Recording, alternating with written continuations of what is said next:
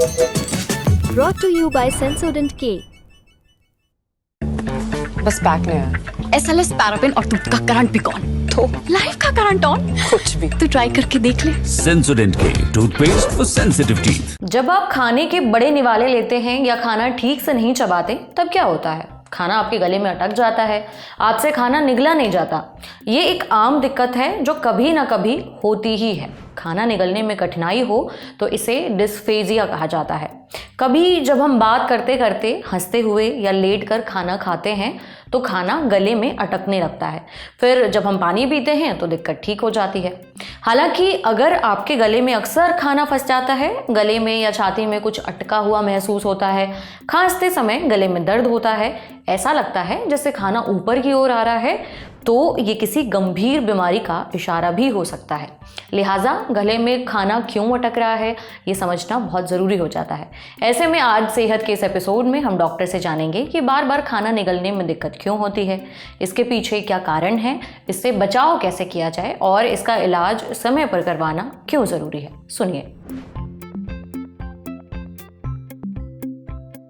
सबसे ज़्यादा common reason है इसका एसिड रिफ्लक्स।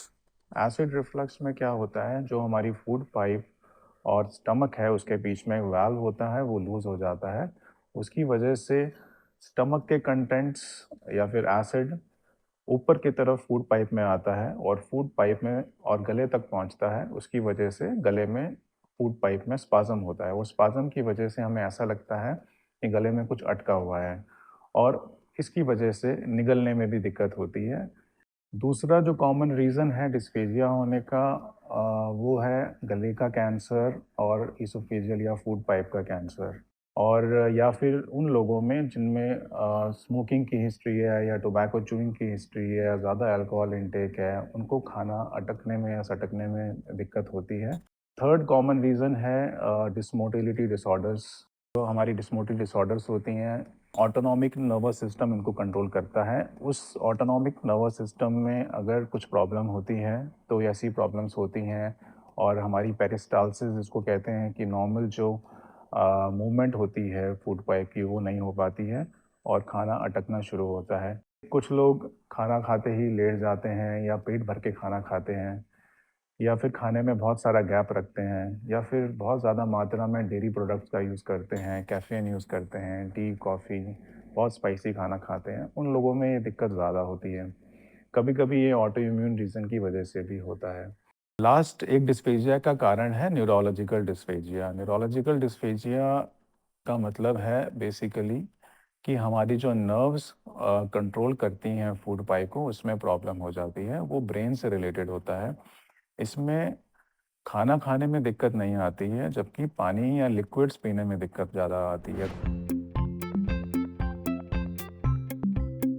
आप पानी खूब पीजिए और सेकंड नंबर पे डेयरी प्रोडक्ट्स का कम से कम सेवन करिए, जैसे चाय, कॉफ़ी, दूध से बनी चीज़ें, पनीर, आइसक्रीम्स, चॉकलेट्स, ये सब चीज़ें आपको कम खानी चाहिए।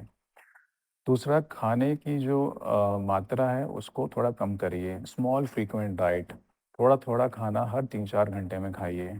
लंबे समय तक आप खाली पेट ना रहिए और खाना खाने के तुरंत बाद नहीं लेटना चाहिए। कम से कम 2-3 घंटे का गैप होना चाहिए।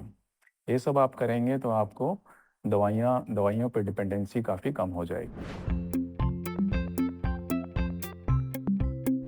इसको डायग्नोज करने के लिए एक सिंपल टेस्ट लेरिंगोस्कोपी या फिर अपर जीआई एंडोस्कोपी करा के डायग्नोज करा जा सकता है।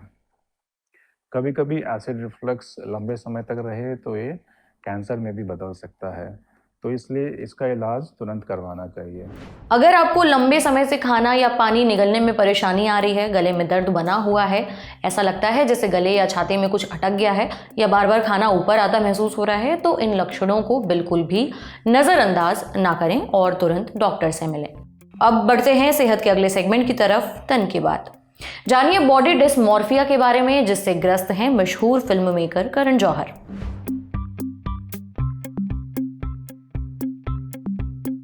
फिल्म मेकर करण जौहर ने हाल ही में अपने एक हेल्थ कंडीशन पर बात की, बॉडी डिस्मॉर्फिया पर। एक इंटरव्यू में उन्होंने बताया कि उन्हें बॉडी डिस्मॉर्फिया है और वो पूल में जाकर बहुत ही असहज महसूस करते हैं। कई सालों तक उन्होंने अपने शरीर को लेकर सहज होने की कोशिश की, लेकिन इससे उभर नहीं पाए। उन्हें कोई फर्क नहीं पड़ता कि वो कितने सफल हैं, वो हमेशा ही ओवरसाइज कपड़ों में आराम महसूस करते हैं। और यहाँ तक कि उन्होंने अपना वजन भी काफ़ी कम किया, पर फिर भी वो अपने शरीर को लेकर सहज नहीं हो पाए हैं। वो नहीं चाहते कि उनके शरीर का कोई भी हिस्सा दिखाई दे। दरअसल बॉडी डिस्मॉर्फिया में व्यक्ति अपने शरीर, अपने कपड़ों, अपने लुक के प्रति ज़रूरत से ज़्यादा सचेत हो जाता है। उसे लगता है कि वो अच्छा नहीं दिखता, उसकी बनावट परफेक्ट नहीं है और वो धीरे धीरे खुद से ही नफरत करने लगता है। बॉडी डिस्मॉर्फिया क्या है, क्यों हो जाता है, इसके लक्षण क्या हैं और डॉक्टर को दिखाना कब ज़रूरी हो जाता है, ये सब कुछ हमें बताया क्लिनिकल साइकोलॉजिस्ट राकिब अली ने। राकिब बताते हैं कि बॉडी डिस्मॉर्फिया एक मेंटल डिसऑर्डर है। इसे बॉडी डिस्मॉर्फिक डिसऑर्डर भी बोलते हैं। इससे पीड़ित व्यक्ति को खुद का शरीर आकर्षक नहीं लगता। वो अपने रंग रूप, अपनी शारीरिक खामियों के बारे में चिंता करने में बहुत समय बिताता है। उसे लगता है कि उसके शरीर में कुछ कमियां हैं, जैसे चेहरे का आकार सही नहीं है या नाक अजीब है, आंखें सुंदर नहीं है, गाल ज़्यादा या कम भरे हैं, बालों में चमक नहीं है, स्किन का कलर सुंदर नहीं है, बॉडी अच्छी नहीं है, मसल्स नहीं हैं, वो मोटा नहीं है या पतला है। ऐसे लोग पार्टनर के साथ सेक्स करते वक्त भी अपने कमरे की लाइटें बंद रखते हैं ताकि उनका पार्टनर कहीं उनका शरीर ना देख ले, जो उनकी नज़र में अच्छा नहीं दिखता। हालांकि ये खामियां सिर्फ उसी व्यक्ति को नज़र आती हैं, ज़रूरी नहीं कि वो दूसरों को भी दिखें।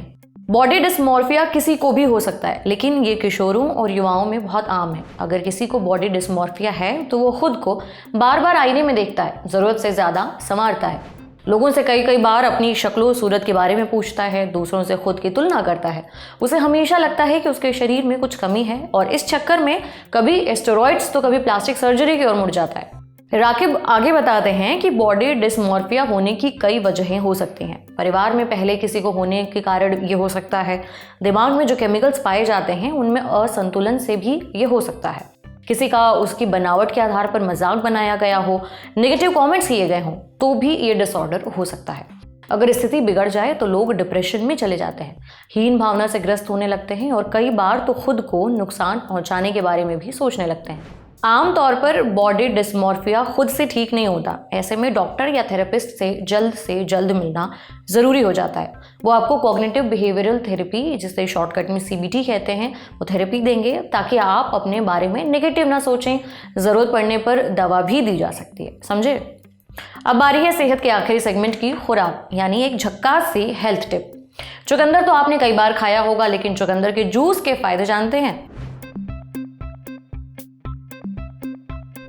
जब भी किसी के शरीर में खून की कमी होती है तो उसे चुकंदर खाने को कहा जाता है। गहरे लाल रंग के चुकंदर का इस्तेमाल अक्सर हमारे घरों में सलाद के तौर पर होता है। इससे खाने के कई फायदे भी होते हैं, लेकिन सिर्फ चुकंदर खाना ही नहीं, इसका जूस पीना भी बहुत फायदेमंद है।